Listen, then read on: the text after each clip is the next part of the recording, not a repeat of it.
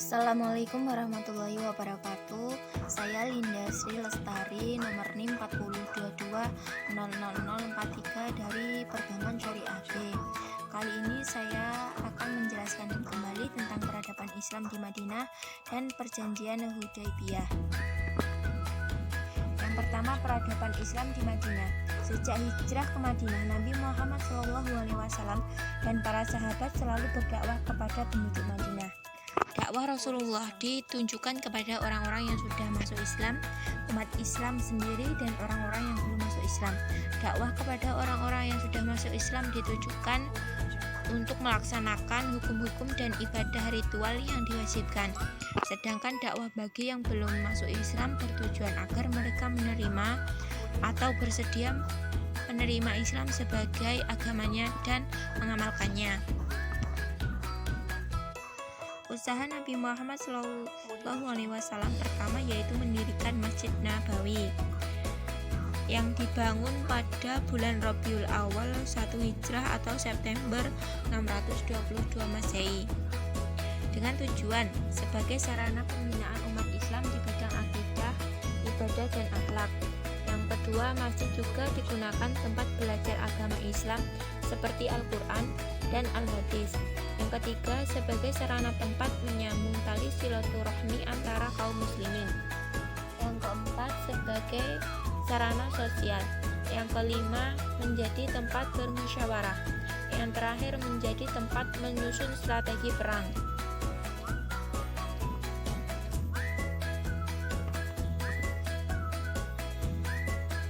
Membangun pasar sebagai penyebaran ajaran Islam.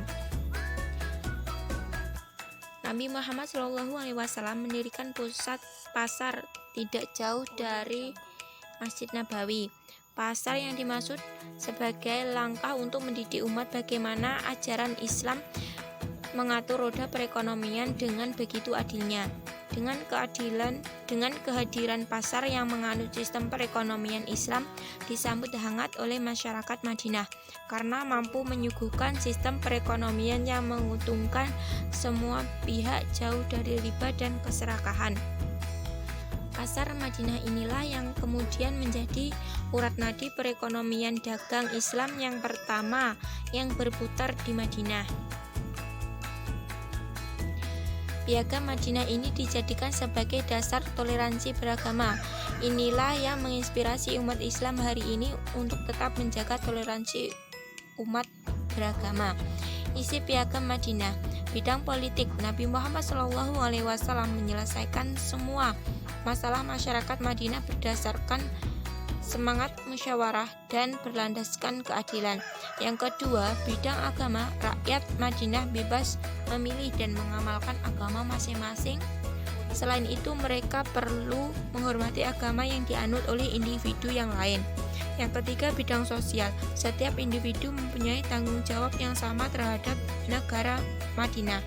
Yang keempat, Madinah perundangan.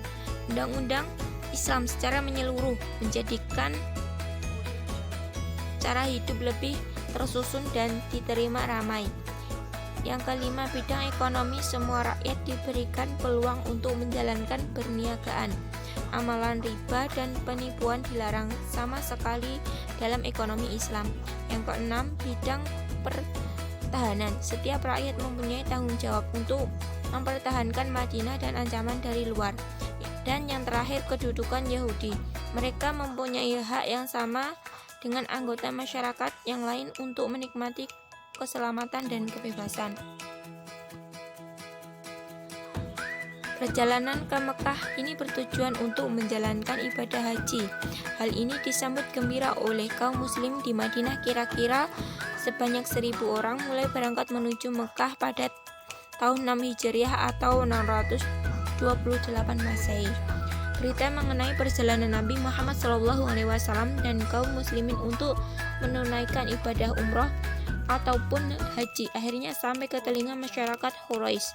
Kaum Quraisy menyiapkan pasukan sekitar 200 orang di bawah pimpinan Panglima Khalid ibnu Walid untuk menghalangi Nabi dan pengikutnya ke Mekah. Nabi Muhammad menghindari mencari pegunungan agar terhindar dari kaum Quraisy. Akhirnya rombongan tersebut sampai di daerah Al-Hudaybiyah. Nabi Muhammad SAW mengutus Utsman bin Affan kepada pemuka Quraisy. Orang Quraisy percaya bahwa kedatangan Nabi dan pengikutnya hanyalah untuk melakukan ibadah umroh. Pihak Quraisy pun mengirimkan usahanya untuk melaksanakan perundingan guna menghindari kesalahpahaman. Orang Quraisy diwakili oleh Suhail ibnu dan kaum muslimin diwakili oleh Nabi Muhammad SAW sendiri ditemani Ali bin Abi Thalib.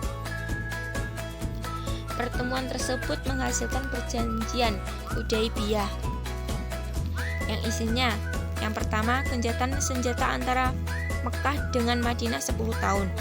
Kedua, warga Mekah yang menyeberang ke Madinah tanpa seizin walinya harus dikembalikan ke Mekah.